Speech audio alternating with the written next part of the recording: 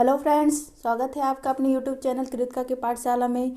दोस्तों, कल हम लोगों ने भाषा विकास का शिक्षा शास्त्र में टॉपिक 1, टॉपिक 2 और टॉपिक 3 तक देखे थे। आज हम लोग उसके आगे टॉपिक 4 से लेकर टॉपिक 9 तक देखेंगे। तो हम लोग के भाषा विकास का शिक्षा शास्त्र जो सीटेट के वो दिया गया है सिलेबस, उसमें कुल 9 टॉपिक है। तो 9 टॉपिक में से हम लोग आज कहाँ से शुरू करते हैं? चौथा टॉपिक से, क्योंकि हम लोग का 3 टॉपिक हम लोगों ने अपने पहले वीडियो में कवर कर लिया। जिसको पहले वीडियो देखना है वो प्लेलिस्ट में जाकर देख सकता है। तो चलिए वीडियो स्टार्ट करते हैं। हम लोग का आज का टॉपिक क्या है? मौखिक और लिखित रूप में विचारों के संप्रेषण के लिए भाषा सीखने में व्याकरण की भूमिका का समालोचनात्मक परिपेक्ष। क्या है? मौखिक और लिखित रूप में विचारों के संप्रेषण के लिए भाषा सीखने में व्याकरण की भूमिका का समालोचनात्मक परिपेक्ष। तो देखते हैं हम लोग। तो सबसे पहले हम लोग जानते हैं संप्रेषण। संप्रेषण क्या है? भाव और विचारों का आदान प्रदान आपका क्या कहलाता है? संप्रेषण कहलाता है। मतलब बातचीत का जो माध्यम होता है एक दूसरे से, वो आपका क्या कहलाता है? संप्रेषण कहलाता है। भाव और विचारों का आदान प्रदान आपका संप्रेषण कहलाता है। अब व्याकरण की भूमिका क्या होती है भाषा में? तो व्याकरण की व्याकरण आपका क्या है? भाषा के नियम है। व्याकरण में आपके क्या आते हैं? भाषा के नियम आते हैं। तो सबसे पहले देखिए, जो ये देखिए, सबसे पहले हम लोग कौन सी भाषा, ये आपका जानिए नदी है। नदी है और नदियाँ जैसे बहती हैं उसी प्रकार हमारी भाषाएं भी क्या, मतलब नदियाँ जब बहती हैं तो अपना मार्ग बदलती रहती हैं ना, उसी प्रकार हमारी जो भाषाएं हैं वो भी बदलती। सबसे पहले हम लोग कौन सी भाषा बोलते थे? वैदिक संस्कृत बोलते थे। उसके बाद फिर उससे सरल भाषा हम लोग की क्या हुई? लौकिक संस्कृत हुई। फिर आपकी पाली हुई, पाली हुई। फिर आपकी प्राकृतिक हुई। फिर अपभ्रंश बोलने लगे। आज हम लोग क्या बोलते हैं? खड़ी बोली, मतलब हिंदी बोलते हैं। मतलब धीरे धीरे कठिन से हम लोग कहाँ पे आए? सरल की ओर। जैसे नदियाँ प्रभाव करती हैं, अपना मार्ग बदलती है, वैसे क्या है, भाषाएं भी अपना मार्ग बदल रही हैं। मतलब कठिन से सरल की ओर आ रही हैं। दोस्तों, अगर आप लोग से पूछा जाए कि व्याकरण पहले आता है या भाषा पहले आती है, तो आप ही लोग सोचिए। सबसे पहले हम लोग क्या व्याकरण सीखते हैं? नहीं ना, सबसे पहले हम लोग क्या सीखते हैं? भाषा सीखते हैं। तो हम लोग सबसे पहले आपका क्या आता है? भाषा आता है। उसके बाद आप लोग व्याकरण सीखते हैं। व्याकरण आपका बाद में आता है, भाषा पहले आती है। फिर उसके आगे देखते हैं दोस्तों। अब यहाँ पे 2 विचारधाराएं हैं। क्या है? 2 विचारधाराएं। पहली विचारधारा आपकी कौन सी? पहली विचारधारा आप व्यवहारवादी दृष्टिकोण है और दूसरी विचारधारा आपकी क्या है? संज्ञानवादी दृष्टिकोण है। पहली विचारधारा आपकी क्या है? व्यवहारवादी दृष्टिकोण। व्यवहारवादी दृष्टिकोण में क्या कह रहा है? आपका व्यवहारवादी दृष्टिकोण उतना अच्छा नहीं माना गया है जितना अच्छा आपका संज्ञानवादी दृष्टिकोण माना गया है। अब जानते हैं क्यों इसको ऐसा, मतलब संज्ञानवादी को अच्छा माना गया, व्यवहारवादी को अच्छा माना नहीं गया है। जो व्यवहारवादी है ये भाषा की शुद्धता पर ज़्यादा बल देता है। व्यवहारवादी आपका भाषा की शुद्धता पर ज़्यादा बल देता है। मतलब बच्चे ज़्यादा से ज़्यादा सही बोले, उस पर ज़्यादा बल देता है। और बच्चे भाषा में जैसे गलतियाँ करते हैं उन्हें तुरंत सही किया जाता है। जब बच्चे तुरंत गलतियाँ करेंगे, उनको टोका टाकी किया जाएगा, तो बच्चे को क्या रहेगा? बच्चे सही से भाषा को नहीं सीख पाएंगे। वो चीज़ नहीं कहेंगे जो जिसको बार बार टोका जाएगा। सोचेंगे अगर हम इसको कहेंगे तभी हमको डांट मिलेगी, इसलिए वो शब्द ही नहीं कहेंगे। तो यहाँ पे ये आपका क्या व्यवहारवादी दृष्टिकोण यही कहता है कि बच्चे भाषा में जैसे गलतियाँ करें उन्हें तुरंत सही किया जाए। आपका व्यवहारवादी जो दृष्टिकोण है वो व्याकरण के नियमों को महत्व देता है। व्याकरण के नियमों को महत्व देता है और ज़्यादा से ज़्यादा क्या, अनुकरण करने के लिए कहता है। व्यवहारवादी दृष्टिकोण अनुवाद पद्धति पर आधारित है, वर्णमाला पद्धति पर आधारित है। ये सब किस पे आधारित है? वर्णमाला पद्धति, अनुमान पद्धति, व्यवहारवादी दृष्टिकोण। और वहीं आपका संज्ञानवादी दृष्टिकोण किस पे आधारित है? क्या कहता है? संज्ञानवादी दृष्टिकोण अभिव्यक्ति पर ज़्यादा बल देता है। मतलब ज़्यादा से ज़्यादा बोलने के अवसर देता है। जब बच्चे ज़्यादा से ज़्यादा बोलेंगे तो वो ज़्यादा से ज़्यादा सीखेंगे। और बच्चे गलतियां करें तो उन्हें स्वयं सुधार करने के लिए अवसर दें। मतलब ये नहीं खुद ही ना सुधार करें, बच्चे को खुद स्वयं सुधार करने का मौका दें। बच्चे जब गलतियां करें और वहाँ टोका टाकी ना करें। और फिर संप्रेषण, अभिव्यक्ति, रचनात्मकता, इससे क्या बातचीत, मतलब जब बच्चे को खुद ही ज़्यादा से ज़्यादा मतलब अभिव्यक्ति की स्वतंत्रता मिलेगी तो वो उसकी संप्रेषण करने की क्षमता अच्छी हो जाएगी, अभिव्यक्ति करने की क्षमता अधिक अच्छी हो जाएगी, उसके अंदर रचनात्मकता आएगी। जो संज्ञानवादी दृष्टिकोण है ये किस पद्धति पे आधारित है? ये आपका प्रत्यक्ष पद्धति पे, अनुमान पद्धति पे आधारित है। प्रत्यक्ष पद्धति पे आधारित है, अनुमान पद्धति पे आधारित है, वार्तालाप पद्धति पे आधारित है। और इस तरह के जो संज्ञानवादी दृष्टिकोण है इसमें खुले अंत वाले प्रश्न आते हैं। कैसे प्रश्न आते हैं? खुले अंत वाले प्रश्न आते हैं। आपका व्यवहारवादी दृष्टिकोण में अनुकरण आता है, जबकि संज्ञानवादी दृष्टिकोण में आपका क्या आता है? अवलोकन आता है। और खुले अंत वाले प्रश्न क्या होते हैं? जो आपका खुले अंत वाले प्रश्न होते हैं उसके उत्तर निश्चित नहीं होते, वो अनुमान पे आधारित होते हैं। किस पे आधारित होते हैं? अनुमान पे आधारित होते हैं। इसलिए इसको अपसारी चिंतन, ये मतलब ये अपसारी चिंतन बढ़ाने में आपका सहायक होता है। और अपसारी चिंतन से सृजनात्मकता बढ़ती है आपकी, मतलब रचनात्मकता बढ़ती है। ज़्यादा से ज़्यादा आप लोग को मतलब सोच सकते हो, तो उसका उत्तर दे सकते हैं। जैसे अगर आप लोग से पूछा जाए यदि पृथ्वी पर पेड़ ना होता तो क्या होता, तो सब लोग के अलग अलग उत्तर आएंगे। कोई अपना अलग मत रखेगा, कोई अपना अलग मत रखेगा। तो इस तरह के जो होते हैं प्रश्न, वो क्या कैसे कहलाते हैं? खुले अंत वाले प्रश्न कहलाते हैं, जो अनुमान पे आधारित हो। इसीलिए आपका व्यवहारवादी दृष्टिकोण ज़्यादा अच्छा नहीं माना जाता है, आपका संज्ञानवादी ज़्यादा अच्छा माना जाता है, क्योंकि इसमें अभिव्यक्ति पर ज़्यादा बल दिया जाता है, गलतियों को टोका टाकी नहीं किया जाता है, ज़्यादा से ज़्यादा अवलोकन अनुमान पर आधारित होता है। इसलिए आपका ज़्यादा अच्छा माना जाता है संज्ञानवादी दृष्टिकोण। अब हम लोग आगे देखते हैं और देखते हैं प्रमुख मनोवैज्ञानिक व भाषा। प्रमुख मनोवैज्ञानिक व भाषा में देखते हैं। सबसे पहले हम लोग, पहला है आपका अंतःवाक की संकल्पना किसने दी थी? अंतःवाक की संकल्पना आपका किसने दी थी? वायोगास्की ने दी थी। किसने दी थी? वायोगास्की ने। फिर दूसरा है भाषा सामाजिक अंतःक्रिया उत्पाद किसने दी थी? ये भी आपका वायोगास्की ने दिया था। किसने दिया था? वायोगास्की ने। फिर आपका है भाषा अधिग्रहण युक्ति, ये किसने दी थी? चौमस्की ने दी थी। किसने? चौमस्की ने दी थी भाषा अधिग्रहण युक्ति। फिर है बच्चों में भाषा की जन्मजात शक्ति होती है, बच्चों में भाषा की जन्मजात शक्ति होती है, ये किसने कहा था? ये भी चौमस्की ने कहा था। किसने किया था? चौमस्की ने। फिर अहम केंद्रित शिक्षा, अहम केंद्रित शिक्षा किसका है? ये भी पियाजे, ये पियाजे जी ने कहा था। किसने? पियाजे ने। फिर प्रारंभ में भाषा पर वातावरण का प्रभाव नहीं पड़ता, प्रारंभ में भाषा पर वातावरण का प्रभाव नहीं पड़ता, ये किसने कहा था? ये भी आपका पियाजे ने कहा था। फिर नेक्स्ट है आपका भाषा उद्दीपक अनुक्रिया व प्रबलन द्वारा सीखी जाती है। भाषा जो है उद्दीपक अनुक्रिया व प्रबलन द्वारा सीखी जाती है, किसने कहा था? स्किनर ने कहा था। किसने कहा था? स्किनर ने। तो आपका क्या पहला क्या है? अंतःवाक की संकल्पना किसने दी थी? वायोगास्की ने दी थी। भाषा सामाजिक अंतःक्रिया का उत्पाद है, ये भी वायोगास्की ने कहा था। भाषा अधिग्रहण की युक्ति है, ये चौमस्की ने कहा था। भाषा में बच्चों में भाषा की जन्मजात शक्ति होती है, ये भी चौमस्की ने कहा था। अहम केंद्रित शिक्षा, ये पियाजे ने। प्रारंभ में भाषा पर वातावरण का प्रभाव नहीं पड़ता, ये किसने कहा था? ये आपका पियाजे ने कहा था। किसने कहा था? पियाजे ने। प्रारंभ में भाषा पर वातावरण का प्रभाव नहीं पड़ता, ये पियाजे ने कहा था। फिर आपका भाषा उद्दीपक अनुक्रिया व प्रबलन द्वारा सीखी जाती है, आपका किसने कहा था? स्किनर जी ने कहा था। हम लोग नेक्स्ट देखते हैं दोस्तों। आपका अब नेक्स्ट टॉपिक कौन सा आता है? नेक्स्ट टॉपिक आता है टॉपिक 5। इसमें क्या है? विभिन्नता वाली कक्षा में भाषा शिक्षण की चुनौतियाँ। विभिन्नता वाली कक्षा में भाषा शिक्षण की चुनौतियाँ, कठिनाइयाँ, गलतियाँ व अव्यवस्थाएँ। ये आपका कौन सा टॉपिक है? टॉपिक 5 है। तो इसमें हम लोग देखते हैं सबसे पहले विभिन्नता वाली कक्षा किसे कहते हैं। तो विभिन्नता वाली कक्षा किसे कहते हैं? वह कक्षा जिसमें विभिन्न भाषा भाषी के बच्चे रहते हैं, मतलब वह कक्षा जिसमें कई तरह के मतलब भाषा बोलने वाले बच्चे एक साथ पढ़ते हैं, उसको क्या कहते हैं? विभिन्नता वाली कक्षा कहते हैं। कोई बच्चा अपनी सब लोग अपनी अपनी मातृभाषा बोलते हैं, कोई खड़ी बोलता है, कोई भोजपुरी बोलता है, मतलब अलग अलग तरह के भाषा बोलने वाले बच्चे एक ही साथ पढ़ते हैं, उसको क्या कहते हैं? विभिन्नता वाली कक्षा कहते हैं। और इसमें चुनौतियाँ कौन कौन सी आती हैं? क्योंकि सबकी भाषाएं अलग अलग होती हैं, तो टीचर्स की सबसे मतलब बड़ी चुनौती ये होती है कि छात्रों की जो मातृभाषा है उसको मानक भाषा से जोड़ा जाए। जो छात्रों की मातृभाषा है उसको कैसे मानक भाषा से जोड़ा जाए, ये सबसे बड़ी चुनौती होती है टीचर्स की। और यहाँ बच्चों को टोका टाकी नहीं करना चाहिए, जो भी भाषा बच्चे बोले जो अपनी मातृभाषा होती है उसको सहजता से मानक भाषा से जोड़ना चाहिए, नहीं कि बार बार उसको टोकना चाहिए, इससे बच्चे जल्दी नहीं सीखेंगे। आपकी कठिनाइयाँ क्या क्या हैं? छात्रों के भाव और विचारों को समझना, मतलब अध्यापक हो वो छात्रों के भाव और विचारों को समझे, वह स्वयं के भाव और विचारों को समझाना भी एक तरह से कठिनाई है। मतलब अध्यापक जो होता है वो अपने अगर भाव और विचारों को बच्चों तक अच्छे से पहुंचा दे रहा है तब तो अच्छी बात है, अगर नहीं पहुंचा पा रहा है तो बच्चे समझ नहीं पाएंगे कि अध्यापक क्या कहना चाह रहा है।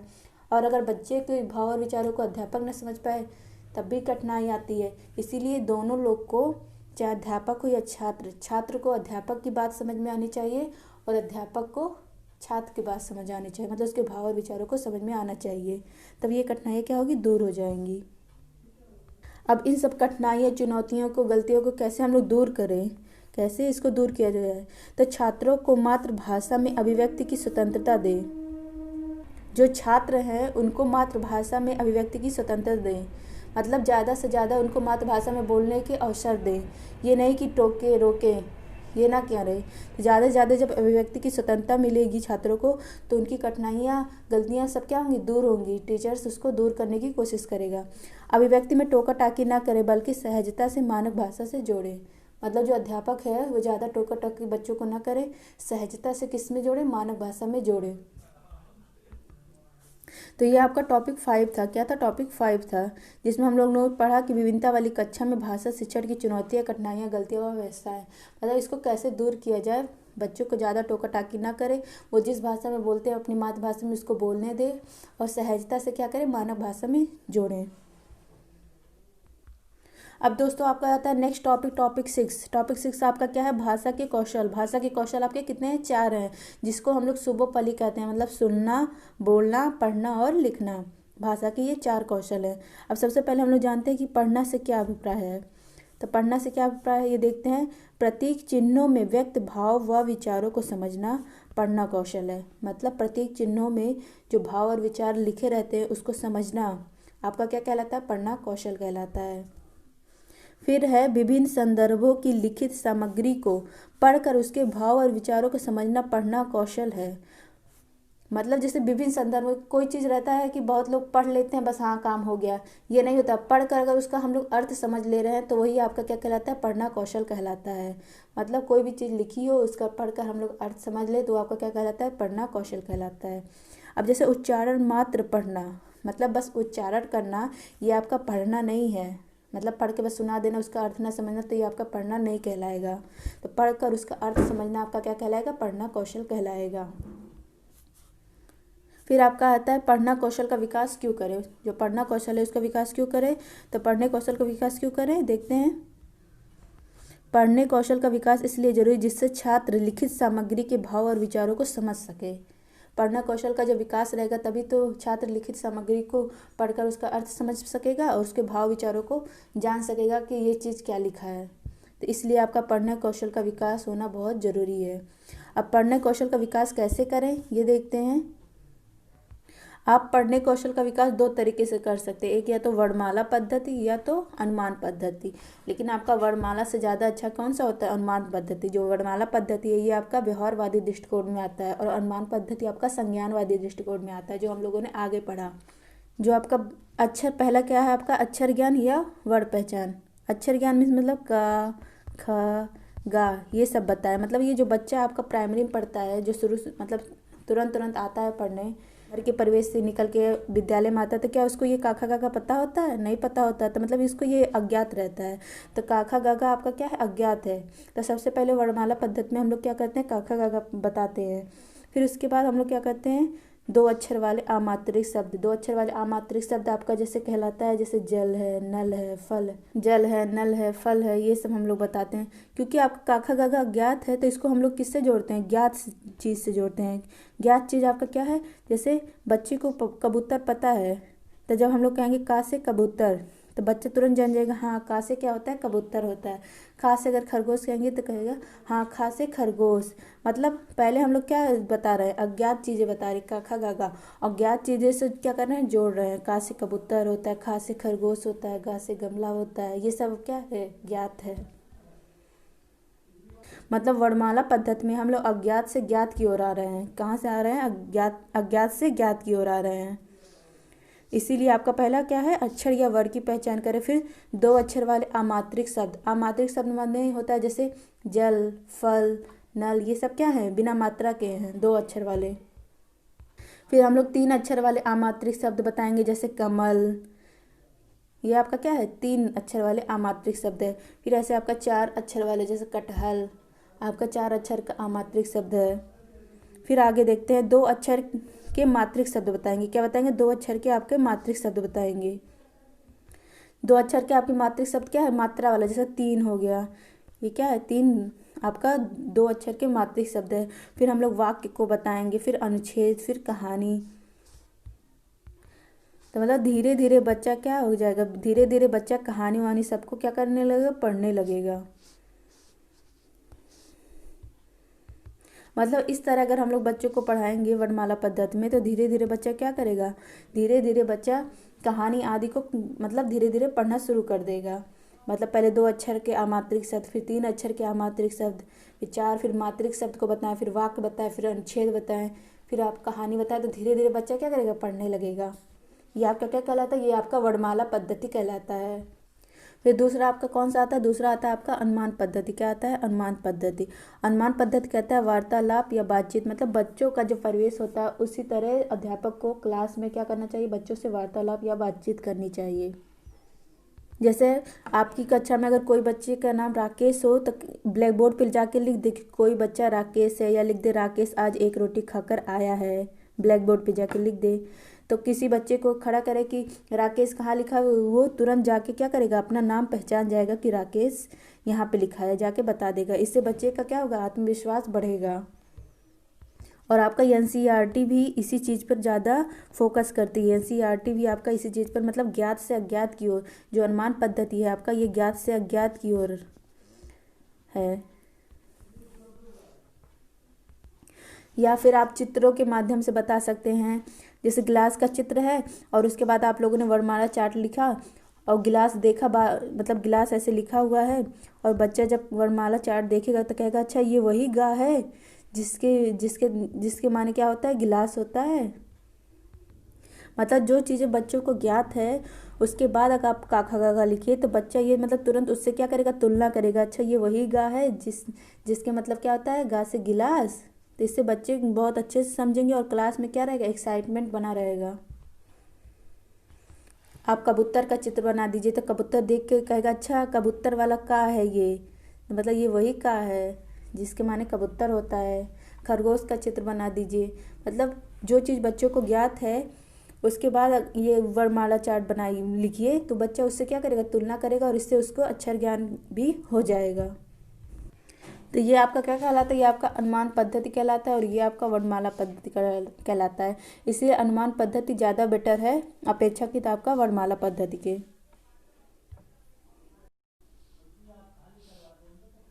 फिर आपका दोस्तों आता है लिखना कौशल। क्या है, आता है क्या, लिखना कौशल क्या है। लिखना कौशल किसे कहते हैं, प्रतीक चिन्हों में भाव और विचारों को व्यक्त करना आपका क्या कहलाता है, लिखना कौशल। मतलब प्रतीक चिन्हों में हम जो अपने भाव और विचारों को लिखते हैं वो आपका क्या कहलाता है, लिखना कौशल कहलाता है।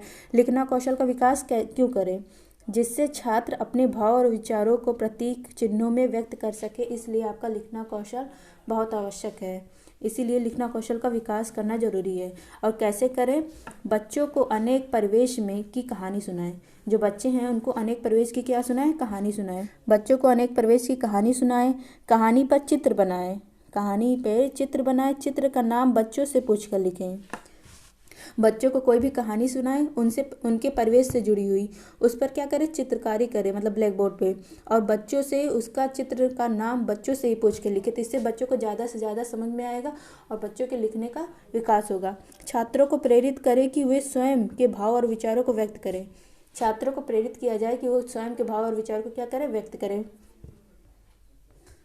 सृजनात्मकता तथा रचनात्मकता लेखन के लिए प्रेरित करें। सृजनात्मकता तथा रचनात्मकता लेखन के लिए क्या करें, बच्चों को प्रेरित करें। फिर आगे आपका क्या आता है, पढ़ी हुई या सुनी हुई कहानी को अपने शब्दों में लिखकर किसी घटना का वर्णन करने को कहें। मतलब ये कोई चीज़ अगर बच्चा पढ़ा हुआ है या कोई चीज़ घटना देखा हुआ तो उसको मतलब बच्चों को कहे कि इसको तुम खुद लिखो। मतलब पढ़ी हुई या देखी हुई घटना को क्या करे, शब्दों के माध्यम से अगर बच्चा खुद लिखेगा तो उसके लिखने का क्या होगा, विकास होगा। तो ये आपका लिखना कौशल है। अब नेक्स्ट टॉपिक आपका कौन सा आता है, नेक्स्ट टॉपिक आपका आता है टॉपिक 7। क्या है, टॉपिक 7। टॉपिक 7 है भाषा की समझ व कुशलता का मूल्यांकन। आपकी भाषा कितनी है, भाषा मतलब भाषा कौशल आपके कितने हैं, 4 हैं। तो इसकी समझ व कुशलता का मूल्यांकन हम लोग किस में देखेंगे, टॉपिक 7 में देखेंगे। तो चलिए देखते हैं। सबसे पहले आपका आता है सुनना कौशल का मूल्यांकन कैसे करें। सुबोपली मतलब सुनना, बोलना, पढ़ना, लिखना। सबसे पहले हम लोग सुनने का मूल्यांकन देखेंगे, फिर बोलने का, फिर पढ़ने का, फिर लिखने का। तो सुबोपली में सबसे पहले हम लोग सुनना कौशल का मूल्यांकन कैसे करें देखते हैं। वार्तालाप या बातचीत, मतलब सुनेंगे, ज़्यादा से ज़्यादा बच्चों से बात करेंगे, वार्तालाप करेंगे, या बच्चे एक दूसरे से वार्तालाप करेंगे तो उनको ज़्यादा से ज़्यादा क्या करेंगे, सुन पाएंगे। और क्या है, श्रव्य सामग्री पर प्रश्न बनाकर, मतलब श्रव्य सामग्री पर प्रश्न बनाकर ज़्यादा अच्छा संज्ञानात्मक विकास होता है। जब कोई सुनने से संबंधित चीज़ों पर प्रश्न बनाएंगे तो बच्चों का क्या संज्ञानात्मक ज़्यादा विकास होगा। श्रव्य सामग्री पर सारांश लिखकर, मतलब सुनने से संबंधित कोई भी तथ्य पर सारांश लिखकर। फिर आपका क्या है, श्रव्य सामग्री पर कार्यपत्रक मतलब वर्कशीट भरवाकर। फिर है भूमिका निर्वाह मतलब रोल प्ले, मतलब सुनने से संबंधित कोई रोल प्ले करवाकर, चर्चा परिचर्चा कराकर, मतलब ज़्यादा से ज़्यादा बातचीत के मौके दे, चर्चा पर चर्चा कराएं, सब सामग्री पर प्रश्न बनवाकर उस पर सारांश लिखवाकर भूमिका निर्वाह कर इससे सुनने कौशल का क्या मूल्यांकन कर सकते हैं। जब बच्चे को ज़्यादा सुनेंगे, उसको देखेंगे तो उसका क्या कर सकते हैं, सुनने का मूल्यांकन कर सकते हैं। नेक्स्ट देखते हैं हम लोग। नेक्स्ट है आपका बोलने कौशल का मूल्यांकन कैसे करें। बोलने कौशल का मूल्यांकन कैसे करें, तो विभिन्न संदर्भों में बोलने के अवसर देकर ज़्यादा से ज़्यादा बच्चों को बोलने के अवसर दिया जाए, वो भी विभिन्न संदर्भों में। वार्तालाप, संवाद या बातचीत के माध्यम से भी हम बच्चों का मूल्यांकन कर सकते हैं। वाद विवाद मतलब दो पक्षों में बातचीत, एक मतलब दो पक्ष बना दीजिए, एक पक्ष एक तरफ दूसरा पक्ष एक तरफ, तो मतलब उन दोनों पक्षों में क्या कराएं, वाद विवाद कराएं। इससे भी बोलने का मूल्यांकन हो सकता है। किसी घटना का वर्णन करने के लिए कहें तब भी बोलने का मूल्यांकन होगा। चर्चा परिचर्चा करके, मतलब किसी बिंदु पर चर्चा परिचर्चा करेंगे जब बच्चे, तब भी उनके क्या होगा, बोलेंगे बच्चे तो बोलने का मूल्यांकन अध्यापक कर सकता है। भूमिका निर्वाह करके, रोल प्ले करके किसी चीज़ का, तब भी वहाँ पे बोलने का मूल्यांकन होगा। मतलब विभिन्न संदर्भों में बोलने के अवसर देकर, वार्तालाप कराकर, वाद विवाद कराकर, इन सब से बोलने का मूल्यांकन कर सकते हैं। फिर आपका आता है पढ़ने कौशल का मूल्यांकन कैसे करें। पढ़ने कौशल का मूल्यांकन कैसे करें, विभिन्न संदर्भों में लिखित सामग्री को पढ़ने के अवसर देकर, विभिन्न संदर्भों में लिखित सामग्री के पढ़ने के अवसर देकर हम लोग क्या कर सकते हैं, पढ़ने कौशल का मूल्यांकन कर सकते हैं। और कोई चीज़ बच्चा अगर पढ़ लिया तो उस पढ़ी हुई चीज़ से क्या करें, प्रश्न पूछकर भी हम पढ़ने कौशल का मूल्यांकन कर सकते हैं। पढ़ी हुई सामग्री पर प्रश्न बनाकर हम लोग, मतलब बच्चे से कह दे कि जो तुम पढ़े उसी में से क्या करो, प्रश्न बनाओ, तो इससे भी पढ़ने कौशल का मूल्यांकन हो सकता है। पढ़ी गई सामग्री का सारांश या शीर्षक पूछकर पढ़ने कौशल का मूल्यांकन कर सकते हैं। पढ़ी गई सामग्री को स्वयं के शब्दों में व्यक्त करने के लिए कह सकते हैं बच्चों को। बच्चा जो पढ़ चुका है उसको बच्चे से कहें कि तुम अपने स्वयं के शब्दों में इसको बताओ, तो इससे भी पढ़ने कौशल का मूल्यांकन हो सकता है। फिर जो रेखांकित भाग होते हैं उसके भाव और विचार पूछकर भी पढ़ने कौशल का मूल्यांकन किया जा सकता है। तो मतलब बहुत से तरीके हैं जिससे पढ़ने कौशल का मूल्यांकन किया जा सकता है। अब हम लोग देखते हैं आगे। अब आपका आता है लिखना कौशल का मूल्यांकन कैसे करें। लिखने कौशल का मूल्यांकन कैसे करेंगे, विभिन्न संदर्भों में छात्रों के भाव व विचार को लिखित रूप से व्यक्त करने के अवसर दें। विभिन्न संदर्भों में छात्रों को अपने भाव और विचारों को लिखने का अवसर दें। मौलिक एवं सृजनात्मक लेखन को प्रोत्साहित करें। मौलिक और सृजनात्मक लेखन को क्या करें, प्रोत्साहित करें। कहानी का अंत्य परिवर्तित कर लेखन करवाना, कहानी को अंत्य परिवर्तित करके लेखन करवाना, ये भी लिखना कौशल का मूल्यांकन ही है। फिर आपका कहानी का विस्तार करके लेखन करवाना, कहानी का विस्तार करा के लेखन करवाना, ये भी आपका लिखना कौशल का एक मूल्यांकन है। मतलब विभिन्न संदर्भों में बच्चों को अपने भाव और विचारों को लिखने का अवसर देना चाहिए, इससे लिखने कौशल का मूल्यांकन होता है। अब हम लोग नेक्स्ट देख। फिर आपका आता है टॉपिक 8। टॉपिक 8 में आपका क्या है, शिक्षण अधिगम सामग्री, पाठ्य पुस्तक, मल्टीमीडिया सामग्री या कक्षा के भौगोलिक स्रोत। ये आपका किस में आएगा, टॉपिक 8 में आएगा। टॉपिक 8 में आपका सबसे पहले हम लोग देखते हैं शिक्षण अधिगम सामग्री। तो शिक्षण अधिगम सामग्री आपका कौन कौन सा है, वे सामग्री जो शिक्षण में सहायक हो और शिक्षण को क्या करे, सरल बनाए, वो आपका क्या कहलाती है, शिक्षण अधिगम सामग्री। जैसे आपका श्रव्य सामग्री है, मतलब सुनने से संबंधित, दृश्य सामग्री है देखने से संबंधित, और श्रव्य दृश्य सामग्री सुनना और देखना जिसमें दोनों आता है, वो आपका क्या कहलाता है, शिक्षण अधिगम सामग्री। श्रव्य मीन्स होता है सुनना, दृश्य मीन्स होता है देखना, और श्रव्य दृश्य मीन्स होता है सुनना और देखना। फिर आपका कक्षा के बहुबोली स्रोत कौन कौन से हैं। कक्षा के बहुबोली स्रोत आपका, कक्षा में बच्चों द्वारा बोली जाने वाली विभिन्न भाषाएं समस्या नहीं है, बल्कि उनका प्रयोग संसाधन के रूप में किया जा सकता है।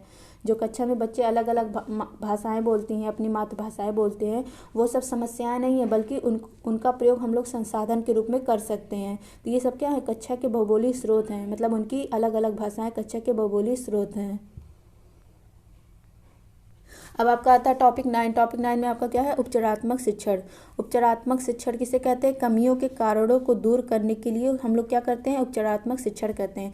इससे पहले हम लोग क्या किया जाता है, हम लोग निदानात्मक शिक्षण करते हैं, मतलब छात्रों की कमियों का पता लगाते हैं। जब कमियां पता चल जाती हैं तो उसका हम लोग क्या करते हैं, उपचारात्मक शिक्षण करते हैं। यही आपका निदानात्मक शिक्षण है, मतलब छात्रों की कमियों के कारणों को जानने के लिए हम लोग निदानात्मक शिक्षण करते हैं। जब हम लोग निदानात्मक शिक्षण कर लेते हैं तभी उसके बाद हम लोग क्या करते हैं, उस बच्चे का उपचारात्मक शिक्षण करते हैं। मतलब सबसे पहले छात्रों की कमियों को जानते हैं, उसके बाद उसका निदान करते हैं। ये आपका क्या कहलाता है, उपचारात्मक शिक्षण कहलाता है। तो दोस्तों, भाषा विकास का जो शिक्षा शास्त्र था, हम लोगों ने टॉपिक 9 तक आज यहाँ पूरा कवर कर लिया। तो आपका वीडियो आज यहीं समाप्त होता है। आशा करती हूँ आप सबको ये वीडियो पसंद आया होगा। अगर वीडियो पसंद आए तो वीडियो को लाइक करें और चैनल को सब्सक्राइब करें। अंत तक देखने के लिए आप सबका बहुत बहुत धन्यवाद।